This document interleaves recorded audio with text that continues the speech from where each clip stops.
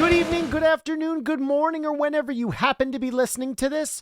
Welcome to the Film Realist Podcast, the film and TV podcast from a complete nobody. That is hopefully for somebody. My name is Kyle Naranya, and on episode 113, I will be reviewing Venom: The Last Dance. Now, is it the last of Venom? You'll have to find out in spoilers. But there's no need to worry. There will be a non-spoiler review and a spoiler review. Time codes for that will be listed in the description. And to round the episode out, I'm going to do a brief spoiler-filled review of the third season of The Legend of Vox Machina. And, as per usual, I will be reacting to listener mail and answers to last week's question of the week. Now let's dance with Venom in Venom: The Last Dance. What are you? We are. We're Venom! We are. Venom! No. Oh! Yeah, we are. Venom. We're gonna need to work on that. I don't think it should be necessarily shocking, but if you are someone who is an avid fan of the Marvel Cinematic Universe or the Fox X-Men films from the early 2000s, and you're mad at Sony Pictures for Sony's Spider-Man universe or Sony Pictures shared Spider-Man universe spum, I mean, it's always been called spum, and there's a reason for it being called spum. If you're mad that Marvel, the MCU, Disney's Marvel, has not been able to do more with other Spider-Man characters outside of the web slinger himself, you can blame the original Venom. The original Venom grossed, I had to look this up because the number is still shocking to me, $856 million. And this is why we got 2 Venom movies before we got a Morbius, a Madam Web. Obviously, I will be reviewing Venom: The Last Dance today. And then, of course, we are getting a Kraven the Hunter to round the year out. But what's been especially interesting is it's been diminishing returns. There's something about the unraveled joy, the incoherentness of the first film directed by Ruben Fleischer, and the absurdity to which Tom Hardy played Eddie Brock, that regardless of it being a muddled mess, potentially cinematography-wise, it was just fun, unadulterated insanity. We all know, we've all seen the clips, the lobster tank and whatnot, and it worked. As I've said, almost making $900 million. And then, of course, as we have built out this universe, we teased Carnage at the end of the first film, going to Let There Be Carnage, and that managed to gross $506 million, which is almost half. It's just over that, but the returns were diminishing, and the initial response to to The Last Dance has mimicked that downward trend. Now, in general, of course, if you're a longtime listener of this podcast, you know that worldwide box office numbers, particularly in North America, have been dwindling pandemic onward. And worldwide, this only managed to gross 51 in its opening weekend in North America. Internationally managed somehow to gross 124. So math-wise, this managed to gross 175 worldwide in its opening weekend. I didn't pull up the numbers for the domestic release. I just didn't want to. But if you are shocked as to why we keep getting these movies, the Venom trilogy is the reason, particularly the first one. And I didn't go into this with high expectations. I enjoyed the first one's insanity, but it felt like one of those movies you enjoy, similar to something like The Room. And Let There Be Carnage seemed to not really understand what worked, and it is hard to capture that. That deliberate insanity is hard to do on purpose. And I commend Andy Serkis for Let There Be Carnage in trying to capture that. But Woody Harrelson's portrayal of Cletus Cassidy was all over the place, and that this film tries to have, as the poster says, which is behind me, witness the epic conclusion. And is it a conclusion? Is it not? We can get into that further in spoilers. But it tries to have this gravitas in this film that, quite frankly, I don't think this universe really deserves. That's not to say I didn't have fun with this.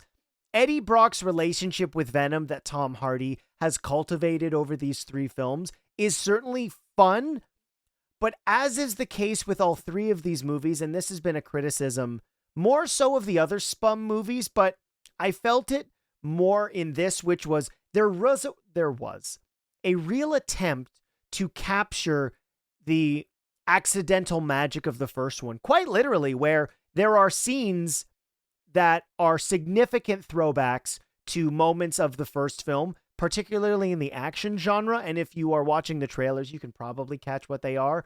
Sony themselves even put out a retrospective on this absurd trilogy of films. And the expansiveness of the universe is quite interesting. And particularly for somebody who's a big Spider-Man fan, there is a character that was teased in the first film and then barely used at all in this one, which was really upsetting. What I found especially interesting is the use of the different symbiote characters that we get in this film. There clearly seems to be an acknowledgement of some of the other ones, but also we don't get particular names for ones we're familiar with. We also don't get the symbiotes you'd expect to have.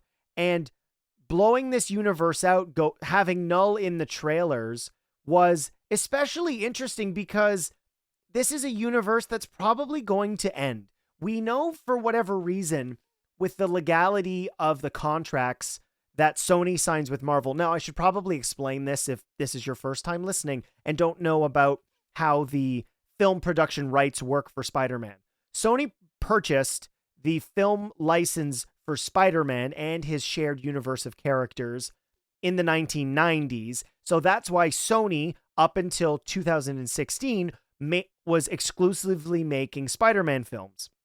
And then prior to Captain America Civil War, Disney/Marvel signed an agreement to share the character and work on those films together, which is widely why a lot of people prefer the Spider-Man Home trilogy, which starred Tom Holland.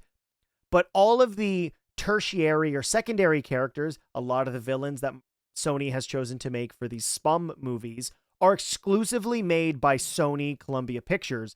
Marvel Studios has absolutely no involvement whatsoever.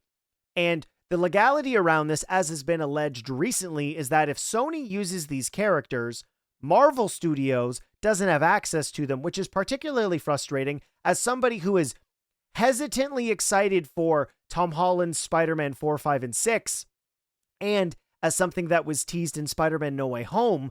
I certainly had the feeling we were going to eventually be getting Venom in that universe, but as this film really does play with the timeline, I'm quite curious as to what we really are going to be getting from Spider-Man 4. And with this having what I would argue as an incomplete ending, what are we going to be having from this aspect of the Venom universe? I can explain more of this in spoilers, of course. I think the movie is fun. It manages to have enough entertaining moments that you would enjoy if you like this avenue of Eddie Brock. As a fan of Eddie Brock, the character, first introduced to him in the Spider-Man the Animated Series, which is not my favorite Spider-Man cartoon. I have said this many times, and I will say it again. My favorite Spider-Man cartoon is The Spectacular Spider-Man, which, in my opinion, belongs on the Mount Rushmore of Spider-Man adaptations. I would put Spider-Man 2, Spider-Man 2 the game, Spectacular Spider-Man, and comic-wise, I'm a sucker for the classic Steve Ditko stuff, but I also do really like John Romita Jr.'s Spider-Man art. But Ultimate Spider-Man, if you're not reading it, is absolutely amazing. So let's not talk about Spider-Man anymore because Spider-Man's not in this.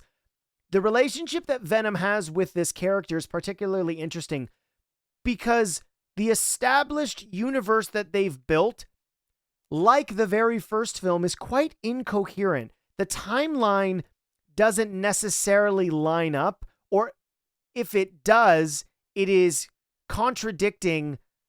I know this is not necessarily shocking. It's contradicting everything we've understood about the Marvel Cinematic Universe, which has, for the most part, obviously had a pretty coherent continuity. Of course, if you're listening to this and you are somebody who cares about these things, you're probably yelling in your headphones. Kyle, do you not remember Spider-Man Homecoming's, is it 10-year gap or 8-year gap? Regardless, I know it is wrong. I should probably look it up because I don't want to get that wrong. What is the time year jump? 8 years later. So yes, which would of course put it in 2020, which absolutely makes no sense because we did see Spider-Man in 2016. But Venom: The Last Dance tries to continue this established universe, adding more to it. But what's unfortunate about this film more than the other two is the momentum of the first film just being against kind of a no-name symbiote character. I want to say it's Riot, but I don't want to get that wrong. Was it? Yes, it was Riot. And then, of course, building to Carnage because you don't want to waste Carnage with another symbiote character, and was the titular villain of the second one.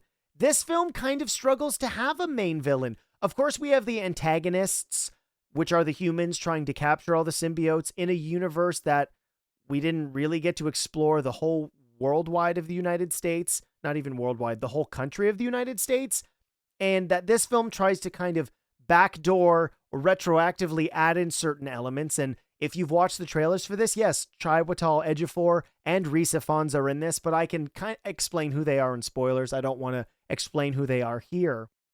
And introducing Null, not really doing anything with it, having an open ending is particularly confusing when, as I've said, you're marketing this as witness the epic conclusion. And it is a conclusion to Eddie Brock's story, but there's absolutely no way that Sony's Spider-Man universe is going to carry this forward. For one, they haven't used a Spider-Man. There were alleged rumors that Andrew Garfield was going to cameo in one of these films, but in the whole Spum universe, that of course has never happened, nor did we wind up ever seeing a Spider-Man character at all. And these universes having to tiptoe around their titular character is especially interesting. The dynamic that Eddie Brock has in the universe is as the Lethal Protector. He does kill bad guys. He still does pretty much the right thing, but we're following him along as the protagonist of this trilogy.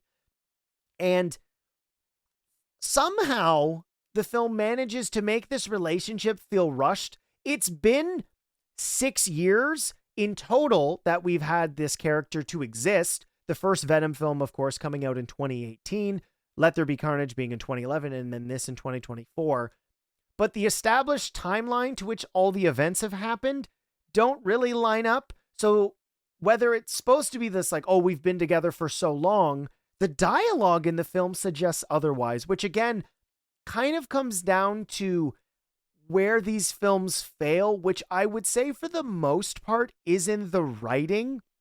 Unfortunately, Kelly McCall, or Marcel, who has contributed to all 3 scripts, I believe she's listed as a screenwriter. Yep, she is listed as a screenwriter in all 3 of these films, and has her directorial debut with this film, captures Venom in a fun way.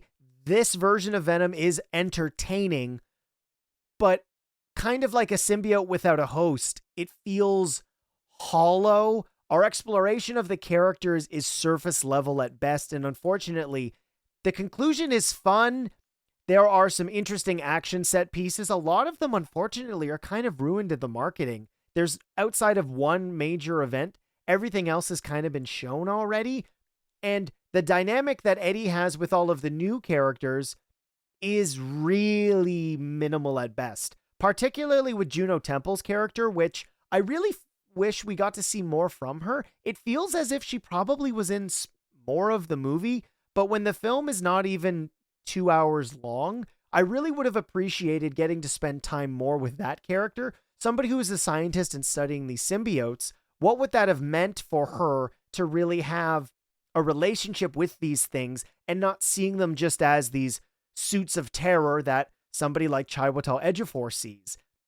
And these characters having very little to do makes for another example of junk food. Now, did I feel poisoned like I did with some of the other Spum universe movies? No, I did not. I didn't feel like Morbius.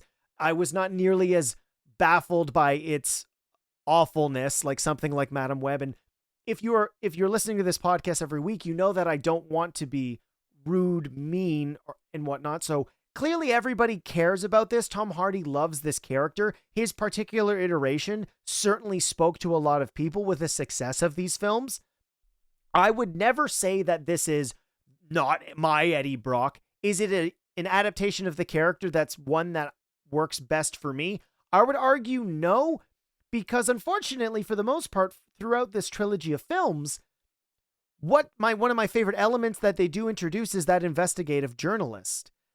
And it kind of is gone in this. He just winds up being a guy going around kind of being brought around with Venom because of what's happening all around him. And unfortunately, that makes him a less of an interesting character. He's more the body that Venom is using to move throughout all the different plot elements, as opposed to having an individual idea of what he wants to do. He's just sort of, he's the suit being worn by Venom. So the relationship dynamic is kind of flipped in that way. So it's fine. It's not offensive. Everybody is having fun clearly making this, the absurdity that they're trying to present. But as I said in the beginning, trying to capture that absurdity on purpose, it is quite literally like trying to capture lightning in a bottle. And they captured lightning in a bottle, I think, accidentally the first time. So if you enjoy these Venom movies, I think you'll like this one. Of the three, I think I'm actually not quite sure. I'll have to think about it. Probably at the end of spoilers, I'll tell you how I would rank the three of them. So let's not waste any more time. Let's jump into spoilers for Venom: The Last Dance. 4 legs are better than 1. How fast do you think you can get that thing to go without killing it? Only one way to find out. Nice see. Hey, Nice see. Okay, this is your last chance. If you don't want anything spoiled from Venom: The Last Dance and the other two, Venom and Venom Let There Be Carnage, this is your warning. It's now time to find out. What happened? The first place to start off with is probably what we see in the trailers that a lot of people were curious about how that necessarily works. So Venom is in the bar we saw him in No Way Home, talking to Football is Life, and he is pulled back because of that spell that Doctor Strange casts in No Way Home, leaving a piece of symbiote, but that's not addressed at all.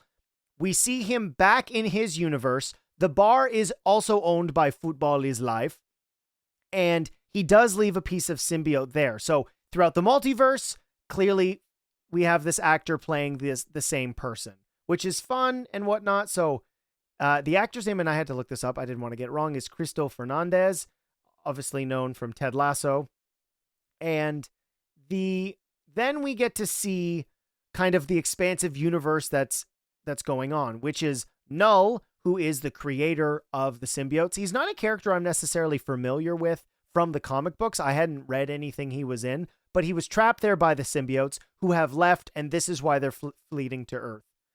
Fleeting to Earth. That makes sense. And he has some other creatures that are chasing after the symbiotes, particularly Venom, because he has the Codex. When a symbiote reconstitutes or brings back their host to life, a Codex is created, this allowing Null the opportunity to break out of his prison. So this is why he sent all those horrible looking creatures to follow Venom. And a clever writing way, and I'm going to give them credit for this, which is when Venom is in full host mode, where he has completely taken over Eddie Brock, he is then detectable. So this is the reasoning. Special effects budget gets to be less stretched, which is we can use tentacles or his head over his shoulder, and we don't have to completely cover Tom Hardy up with the Venom symbiote, which is, clever enough on its own. But here's one of my first problems with this film. In the trailers, we see Chiwetel Ejiofor, who is, of course, Baron Mordo in Doctor Strange, and Rhys Ifans, Kurt Connors from The Amazing Spider-Man, and they're in this movie just as different characters. This isn't a fun playing of the multiverse, which is, well, in our Venom universe, Baron Mordo wound up being a general in the army, and Kurt Connors, because he has his full arm, he's somebody who's obsessed with discovering aliens. That actually would have been interesting and fun, but for whatever reason, we just have these actors in the movie again. Yes, they're names and notable people, but if it only was a marketing ploy, I'm really mad at Sony about that. Kelly Markell, I'm not necessarily sure how to say it. That would have been really fun. You've already established that Venom/Eddie Brock has traveled the multiverse. Even though people probably don't enjoy it, these are characters from films for the most part people like. If you don't like Amazing Spider-Man, I don't really want your hate for that, but that just in general, there are fans of all those different Marvel movies, and this at least would have had an interesting way to play with your universe and not having to have a Spider-Man, but it's neither here nor there. Another thing that this movie set up that I was really disappointed about, in Let There Be Carnage, we introduced Detective Mulligan. For those who don't know, Detective Mulligan winds up getting a symbiote, and he becomes the symbiote character of Toxin, who's pretty much a hero. He is the spawn of Carnage, but regardless, that is teased at the end of Let There Be Carnage. Detective Mulligan is killed and brought back to life by a piece of symbiote. Something really exciting to set up, potentially two symbiotes working together maybe to fight off all of the characters the creatures that Null sent. Nope. He's just a guy in a room, and he is the symbiote of exposition. That's all they do with him, which is especially disappointing because we get to see the full Toxin design. The colors are off. He's more gray as opposed to red and blue, which is kind of annoying. And we see a bunch of other symbiote characters in this film when all the symbiotes in Area 55 eventually are set free. When this is in the climax of the film, but it's connected to this, so I figured I'd bring it up. Take over. And I was trying to remember if these are all characters we'd seen recently in Marvel's Spider-Man 2 on PS5, but I don't think they're the same, which is Spider-Man 2 famously, I'm not going to spoil this here, but there is a symbiote character that was one that people did not expect to see. And off the top of my head, I can't remember which one it was. I don't want to spoil it. I'm just going to leave it alone. If you know, you know. So for those of you who played the game and maybe also listened to my review of Spider-Man 2, thank you very much. I can't believe that came out almost a year ago. So there's that. An element of, if you're truly building to a conclusion, this would have been really interesting, particularly because of where the film ends. Toxin could have been the hero for this universe moving forward, but no, they do absolutely nothing with him. Another thing that's really funny, because I know I'm jumping all over the place and I apologize for that, but outside of the plot points that I've already stated, the film is just a bunch of kind of collected Venom hijinks, which is not abnormal for this trilogy. And Null as the main bad guy, he's pretty much just Thanos from Phase 1 of the Marvel Cinematic Universe. Now, in this instance, he's trapped in a chair trying to escape because he needs the Codex from Venom specifically. But then at the end of the film, he quite literally, in the mid-credits for the movie, has a fine, I'll do it myself moment, just like Thanos did at the end of Avengers Age of Ultron. Now, where's this character going, Sony? This is what makes it so funny.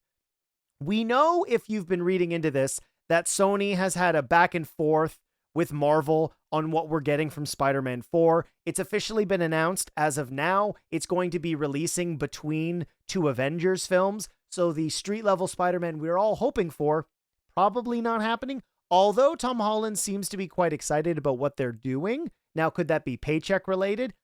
I'm not going to judge Tom. I'm cautiously optimistic for it. So that part was really annoying to me. And this film being about the relationship between Venom and Eddie Brock, in the film they state that he's only been with Eddie, Venom, for a year. Although I'm not sure, I wasn't going to go back and watch the other two films leading up to this. But with Marvel's timeline, we know that Endgame is 5 years later from Infinity War. He was in that time frame, and I think the confusion is probably comes down to the fact that, two, we know that Doctor Strange's spell to erase Peter Parker's memory from other people in the beginning of No Way Home traveled through space and time, because all those villains were transported from the moment they died. But Eddie Brock didn't know a Peter Parker, or maybe he did through the multiverse, but we don't in this film. And I understand there are probably a lot of people who are probably complaining like, how we are done with multiverse stuff. But the fact that we've already had these elements in these films, it potentially could have been more interesting to actually explore those elements as opposed to confuse people with your marketing. So that was interesting. And Eddie goes on this mission throughout the film. They want to go to New York because Eddie was charged with the murder of Detective Mulligan. And yes, he's been brought in by Area 55, but you don't need this guy to be a wanted criminal. If the person he's accused of murdering is still alive, you might want to help him out because, he has killed 2 other symbiote characters before. And this is where the incoherentness of this universe really comes to a hold, which is if you've been studying these symbiotic creatures, symbiotes, you would know that there probably have been other people who have been hosts who were likely going to do worse things than Venom has done. But no, we don't do that. And as I mentioned with Juno Temple's character, she's somebody who had a twin who was struck by lightning, killed. He wanted to be a scientist at Area 51. She has a paralyzed arm and is doing this because of her brother, her investment in studying extraterrestrial life. And eventually she is given a symbiote, one with electric abilities, which I was unfamiliar with, which was cool. And so that plot thread is left there. Venom makes a noble sacrifice at the end of the film to engulf all of the creatures and be melted by acid, which is a noble conclusion. They were traveling across America to get to New York, so that way Eddie Brock could potentially be, proven innocent for the death of Detective Mulligan. And he eventually does get there at the end of the film. And I guess I've already mentioned the first post-credit scene, so I'll mention the second one now, which is a speck of Venom is on a cockroach at the very end of the film because we see Football is Life. I'm just going to keep calling him that because I love Ted Lasso so much. That he is still alive, that he was brought to Area 55 after the piece of symbiote was left over there in Venom's universe's bar. You're probably very confused because I've been hopping all over the place, but that's kind of what these movies do. And I mentioned in spoilers that we get some repetition. There was literally a sequence on a motorcycle quite similar to the one in the original Venom. We even see some flashback elements being like, remember this? The horse moment is, of course, funny. But from a creative standpoint, Don't Stop Me Now being used for that sequence, it's kind of been done to the point where even my kids are referencing sequences where Don't Stop Me Now has been played by Queen in moments of a character moving at ridiculous speeds. My biggest issue is probably Venom as a supporting character would work really well, even though there is this expansive universe that the films slowly have introduced. We don't get a real character exploration of Eddie. In my opinion, we get less and less interesting visits into his personality, psyche, his relationships as these films have gone on. Michelle Williams not in this film at all, which is unfortunate because that relationship being one of the meaningful ones that Eddie Brock had in the first 2 films. And in this, it's kind of minimal. He meets Rhys Ifan's character's family, and they're the people he saves after he rides with them once as he was hitchhiking trying to get to New York, but they drop him off in Vegas because they're driving across the alien highway. And the supporting characters, Chiwetel Ejiofor's non-Baron Mordo and Juno Temple's character, I actually would have appreciated having more time with them to explore what is really going on in the US with this exploration of aliens. Are they trying to potentially use them to better humanity? Or, as typical with the US military in fictional stories, are we trying to use them as weapons for the betterment of the United States? But no, we don't really do any of that. So the worst thing to say is that this movie's kind of meh. Again, it's not that it's, and shout out to Stephen Colbert, because his favorite expression is always that discussing if the movie is good or bad is always the least interesting. To me, my biggest issue is there was room to make this a really interesting and compelling character exploration through this trilogy of films. And unfortunately, with each installment, we got less and less interesting storytelling. So to me, that's the biggest issue with these movies as a whole. It's all right. If I have to say if it's good, great, it's just sort of fine.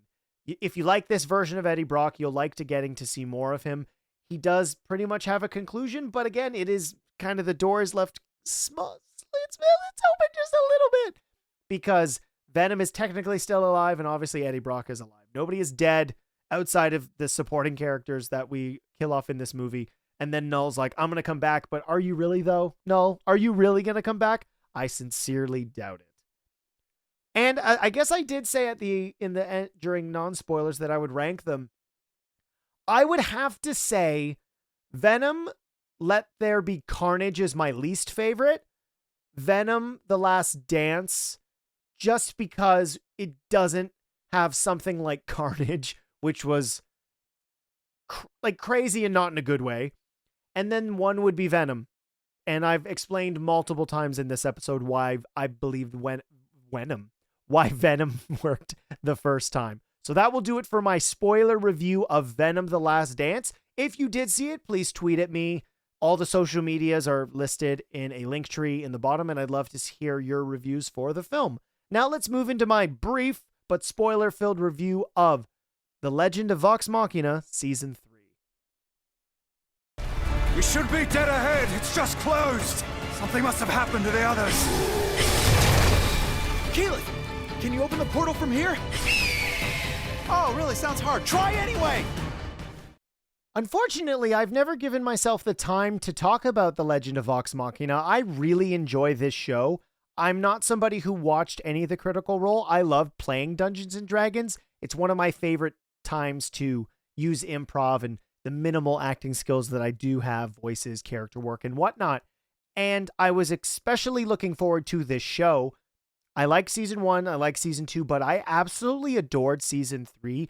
It really did feel as if it was the culmination of the story that they were telling throughout this 3-season arc, particularly with bringing characters back, the relationships that have evolved throughout that time, whether that be characters pairing off romantically. And for somebody who is so critical of animation in general, for one, I absolutely love Phil Barassa's character designs with this show. I'm somebody who did enjoy the DC animated movie universe for the most part, and when it comes to designing characters, it's something he absolutely nails. The voice cast for this, while I would say it's not all the same in terms of quality, someone like Laura Bailey, who manages to make me cry just with her voice, particularly with the way that Vex, I'm confusing them, with the way that Vexalia's relationship and Percy evolves, the romanticness to it, but also that guarded nature that these characters would have because of what they've experienced, particularly with her and her loved ones, makes these relationships feel fleshed out, meaningful, and realistic and adult. It is one of the benefits, and I've said this before, it's not my quote, but I love it, where James Mangold talks about when you make something more mature, it's not just violence and sex and whatnot. Of course, that those elements are going to be present, but when you make something that is targeted at adults, it allows you to have more significant, mature dialogue. The conversations to which characters are going to have more meaningful. Pacing can be slower at times as well. And this show in particular, because of the backbone of the clearly very successful streaming of Critical Role, the way that they've been able to take what makes that story so good and these characters that all of these actors have created make this one of my favorite fantasy universes ever. And I don't say that lightly. I'm somebody who does quite enjoy fantasy.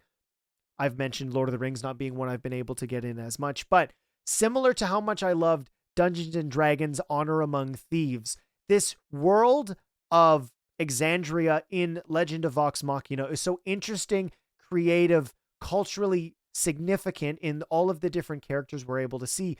And this building to a monumental event. And I give them a lot of credit because I was quite shocked by how we got rid of Thordak with 3 episodes to go, but there is some story, almost an epilogue of finality to the remainder of season 3, where we do bring Percy back, and I give them a lot of credit for this. It did not feel cheap. The exploration that Vax goes on because of his brotherhood he feels with Percy, and seeing the devastation that has been brought upon Vex because of his loss. Also dealing with Ridley, as well as Cree Summers. I can't remember her name. I'm just going to say Rosh Hashan, but I know that's wrong. Cree Summer, who do you play in the show? Your character's name because she is a shapeshifter. What is your name? It's not even here. Rayshawn. There we go. I was close. And also, the arcs that all these characters go on, particularly with Keyleth and Scanlan, his character, who could just be a cad, honestly, and maybe I'm the only one who's going to notice this, but the arc that Scanlan goes on is quite similar to Barney Stinson, where the revealing, no, that's not but the reveal that he is a father, he has a daughter out there in the world, and that their relationship is essentially non-existent. And this becomes the driving force for the decisions he's make, shows the changes that becoming a parent can make positively in your life. And it affects his relationship with the rest of Vox Machina. On top of that, Keyleth's arc as a character, somebody who is quite meek, yet super powerful and has these goals and missions she's supposed to be on. And the culmination of this character realizing she's willing to sacrifice everything and that she is certain in the decisions she makes as opposed to having people make the decisions for her, made for a climax that was so rewarding and satisfying. I was cheering at the screen because of where we've gone, where I've seen these characters go through the hurdles and challenges that they've had to overcome. And what's most interesting from this entire show is what's teased at the end. I think it's Vecna. Now, my expertise on this universe is not necessarily vast.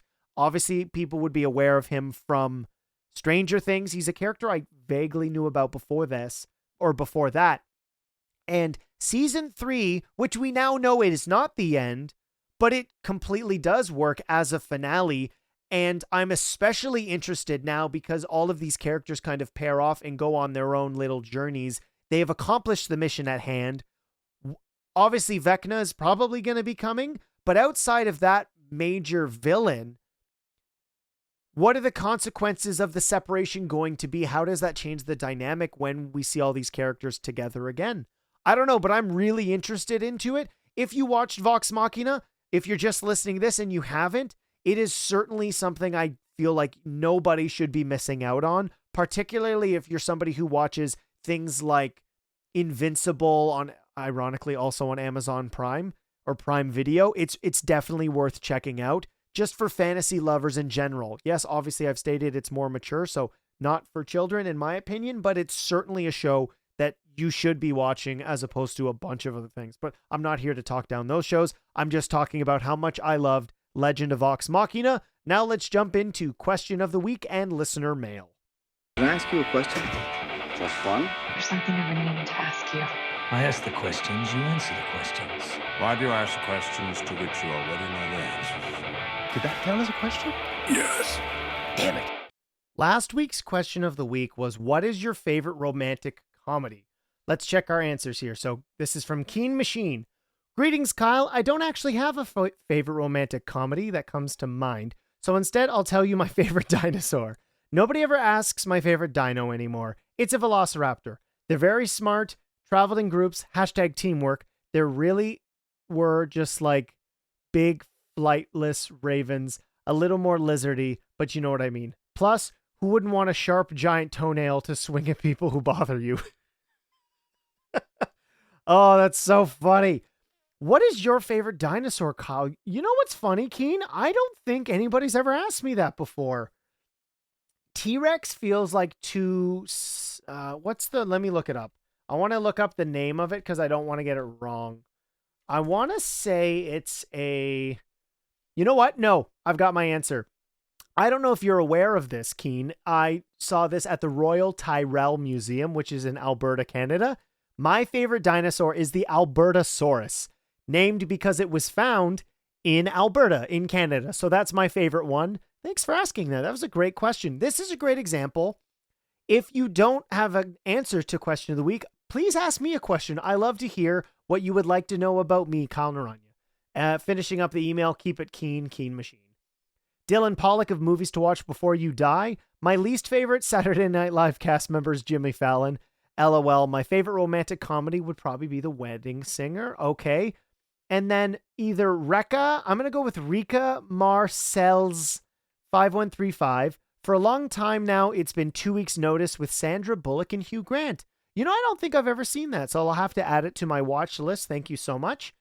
Stephanie writes in, I love a lot of rom-coms, even the bad ones. The camp and the cheesiness are just so fun. My absolute favorite still is 10 Things I Hate About You. Let's be honest, the ones from the from the 90s/early 2000s that are structured even after Shakespearean plays are going to be the best. In this case, it's Taming of the Shrew. Special mention to Crazy Stupid Love and Always Be My Maybe, though. You know what? I love Crazy Stupid Love. Phenomenal twist, underrated film, and geez, the amount of stars that are in that movie is absolutely insane. Now, this week's question of the week is, who is your favorite Spider-Man villain? Obviously, a lot have been adapted in live action, some more than once, but I'm curious, this isn't who you haven't seen that you'd like to see adapted. What is your favorite Spider-Man villain? To let me know, you can email the podcast, filmreelistpod@gmail.com. You can comment on the social media post, usually goes up Thursday, or you can email in at any time or comment on YouTube. Now, to round out the show, before getting to what you can hear me discuss next week, I have a plea to the podcast listeners.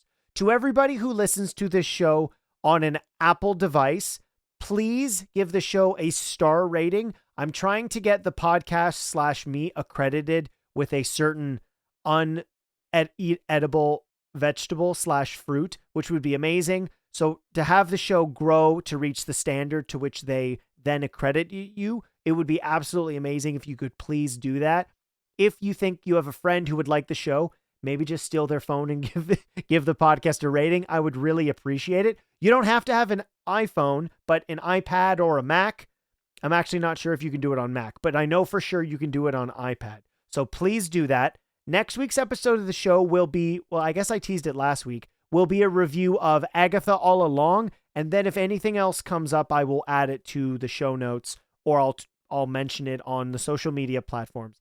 Thank you so much for listening. If this is your first time, I hope you come back next week. My name is Kyle Naranya, and I will see you next time.